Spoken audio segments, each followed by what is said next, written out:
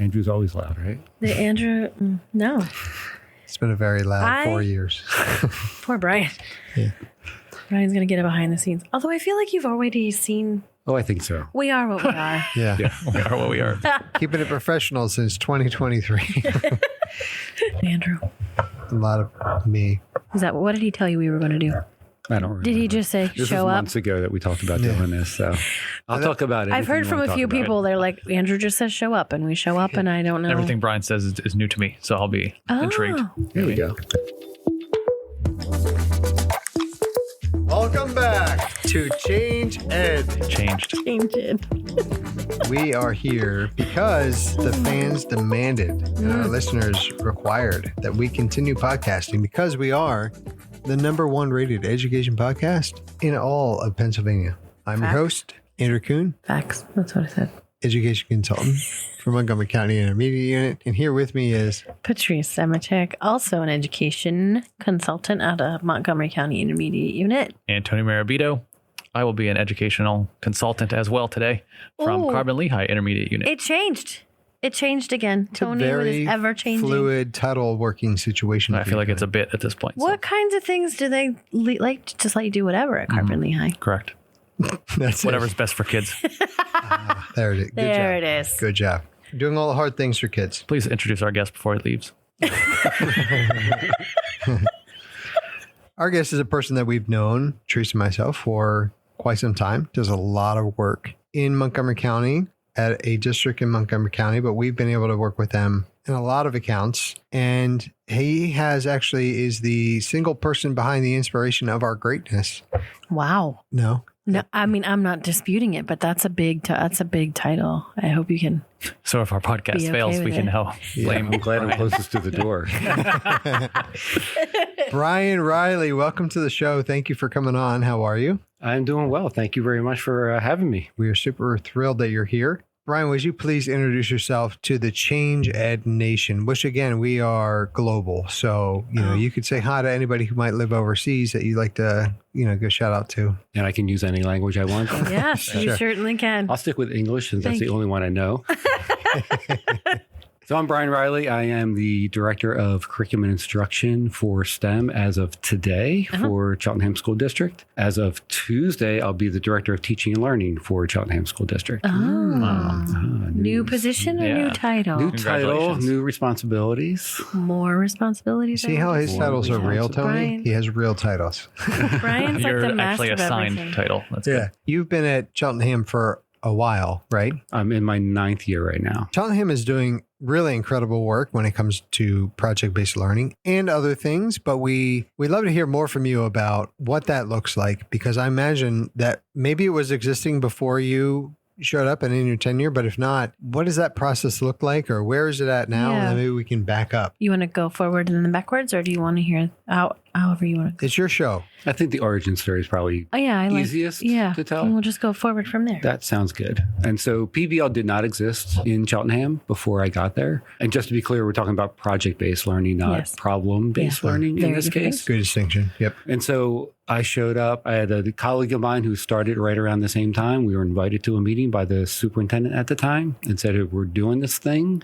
Why don't you come to the meeting? And then I left the meeting, and apparently my colleague and I were the two that were now running project-based learning for the district. Which Funny how that did works. Not exist. Exactly. That's called a magic trick right there. Mhm. I never went to another meeting after that.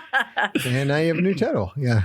Right, exactly. And so he and I have been working on PBL for, from the beginning, pre my time in district. There were a group of teachers that went out to visit High Tech High in San Diego with the superintendent to see what project-based learning looks like in a school that's completely committed to PBL. It's the only model they use.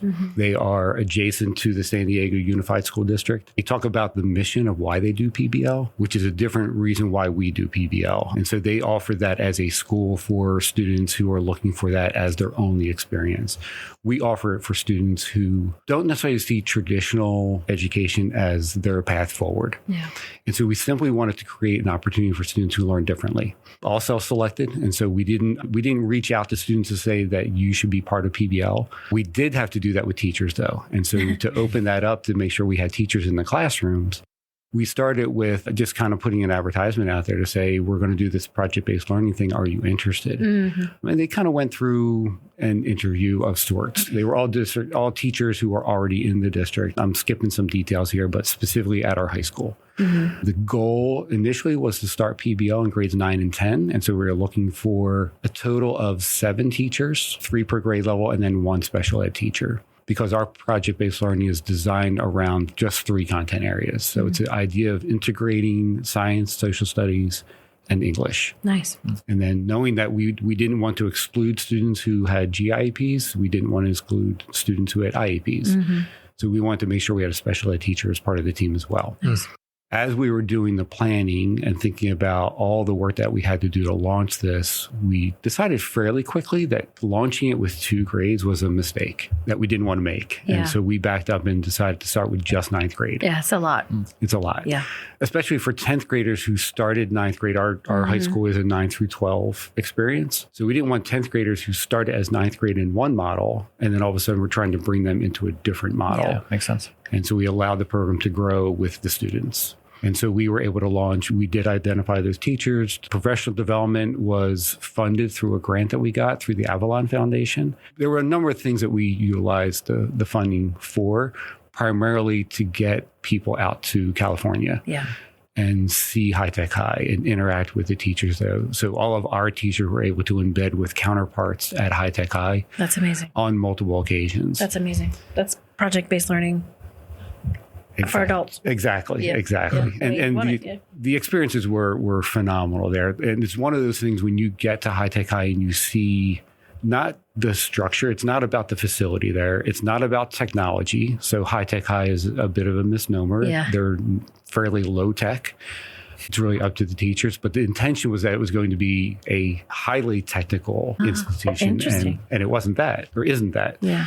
So that experience allowed our teachers to see how students are reacting to that model. Mm-hmm. Their structure is a little bit different than ours, but we learned a lot from how the things that they're doing in terms of they have partnerships. So teachers pair up with another. Mm-hmm. We set ours up to be a trio. We made a lot of mistakes in our planning. We made mistakes in our first 8 years. We've made mistakes. One of the things we've taken away from a High Tech Guy is they're constantly changing what they do and how they define PBL. And so we're okay to recognize that we can do something different. Or more aligned to your kids. Exactly. Yeah. It's always about the experiences that we're designing for students. Yeah. And I'll use the word experience a lot because that's how I think about what we're trying to do now, whether it's PBL or otherwise. Mm-hmm. Our teachers have to do lesson planning. We do curriculum design. To me, we're all working on designing the learning experience for students. Yeah. No matter what else you call it. Yeah. A lot of people would say that being on this show is an experience. Could you agree with that? So far, so good. We didn't say it had to be a good experience. Yeah, it was. You have had an experience. I have, and I'll continue to have that experience. I'm still here. Thank you, Brian, for not running. I'm pretty quick too, but I'm still here. None of us are stopping you.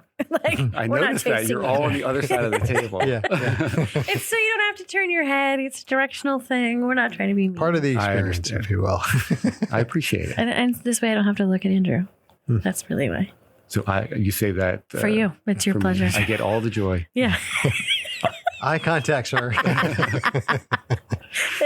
Anyway. Why is the room so dark? It's ambiance. That's right. Everyone has their own spotlight, I guess. I don't know. It's better than fluorescence. Can I continue the podcast now, Andrew? Is that Yeah, but did you finish your thought? I interrupted you with experience. My thoughts never end. Okay. So interrupt away. I'm already hooked with this High Tech High. I have never heard of it before. So this is awesome and new to me. So can you walk me through the day of a student in 9th grade in this program at your school? At our school? Yes, at your school. So our students start in PBL. One of the changes that has happened at our school is we were a full year course based on periods. We're now block scheduled, right? So they're semester based, but we didn't change PBL. Okay, so they're still full year. They're still full year. Mm-hmm. And so that adds some complication. We are a bit of a headache for our principal in terms of scheduling. I'm sure. For a number of reasons, that being one of them. Yeah. And so our students start their day in PBL, and it's a block of time. We offer a lot of flexibility for our teachers. And so when students are scheduled to go to a biology class, followed by a social studies class, followed by lunch, and then English, our students go to PBL. And the teachers decide what content are they getting and when. And so it might be, there may be some crossover where they're learning English and social studies together, and they're not learning biology that day. And then biology just has a heavier load at another point in the year. So it's really driven by the projects. Nice. Because the projects don't have to include all 3 content areas all the time. Teachers tried that. That was one of the mistakes we learned early on. And it wasn't something that we necessarily said, but the teachers wanted it to the students to have that experience where this idea of siloed education was obliterated. Yeah. And it's really hard to do. Yeah. And so what we started to do was back up and think about what makes sense for the project in terms of achieving the goal of the project. And if that means you're only going to use 2 content areas, then do that. And what happens is, and we're currently in a project in 9th grade where the English and social studies are driving the work. And the biology teacher is sort of the organizer and support for that work. And so that teacher doesn't just like walk away and take off. Yeah. Right. In this case, she just has a different role in helping the students. But they're like the epitome of a team. Like, Exactly. yeah. Yes. Wow. Yes. And how many students do you have in this? Total, we are at about 150 this year. And that's across 4 grades, though. So it's not a huge number. Our high school has about 1,400 students in it. So it's a little more than 10% of our population. Kind of talk through demographics just so everyone gets a better picture in terms of who's in this, because a lot of times we'll talk about something like this as a specialized program. And so only students who are at the AP level, gifted or gifted students, or like, how do I get into this? Ours is not like that. It's open enrollment, essentially. It's, again, student self-selection. So anybody is welcome to be in PBL, and everyone's represented in PBL. So the demographic of PBL looks a lot like the demographic of the high school. That's so important. Yeah. What are you hearing, or what feedback are you getting from, let's start with students. The students who've gone through the program. You've had it for 8 years now. So I would imagine there have been students who have gone through 4 years of PBL or have worked through the system at this point. I know you started with 9th grade and then you kind of probably were adding, but at this point you probably had students that have gone through that. What are you hearing from them about this experience and what it means to them? That's a difficult question because we hear different things. The students in the experience, what I've heard, and I hear this from teachers as well.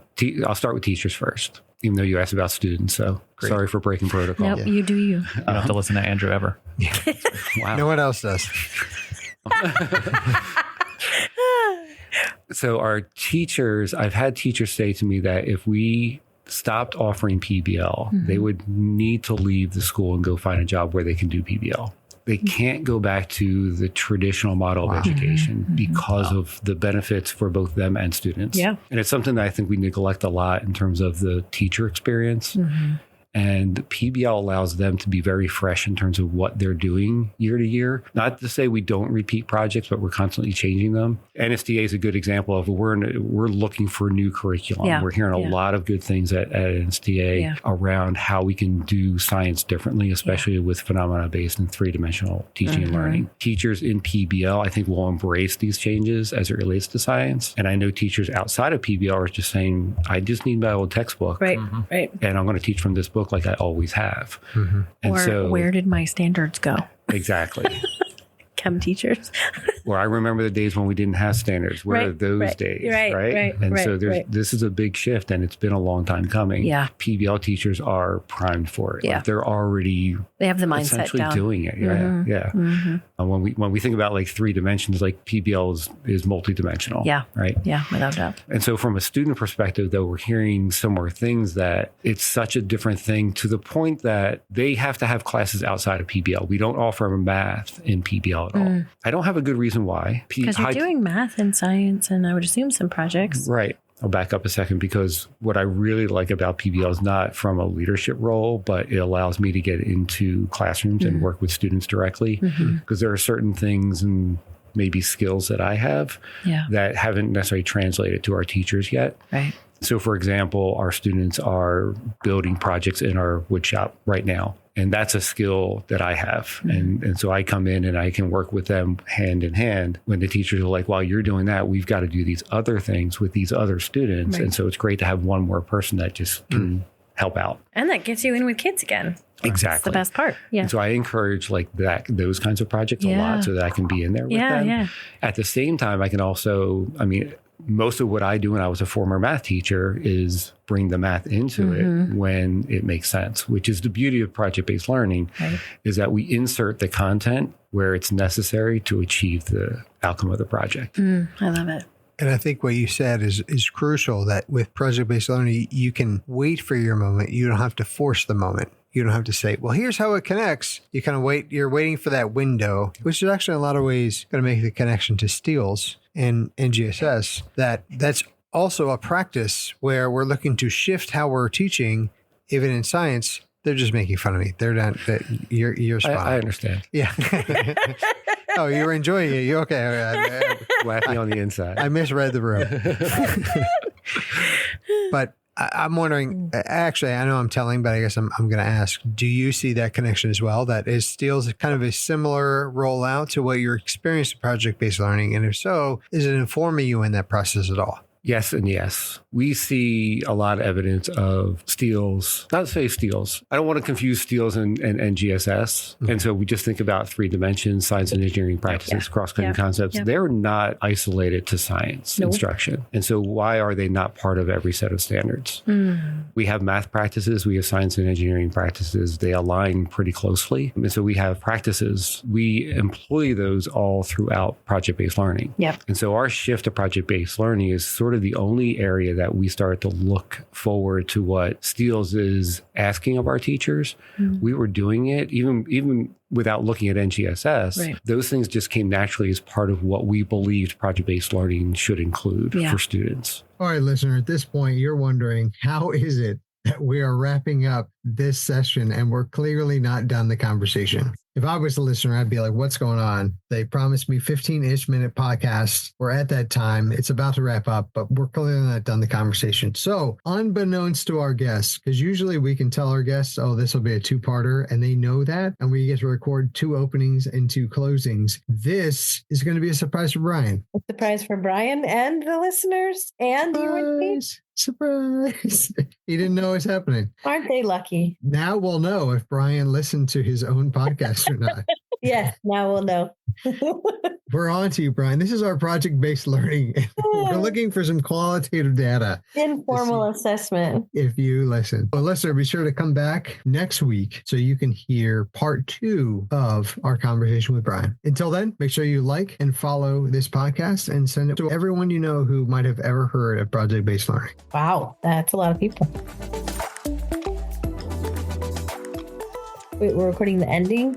Yeah, we're recording the ending right now. And then we're going to record the opening for the other one. Yeah. Okay.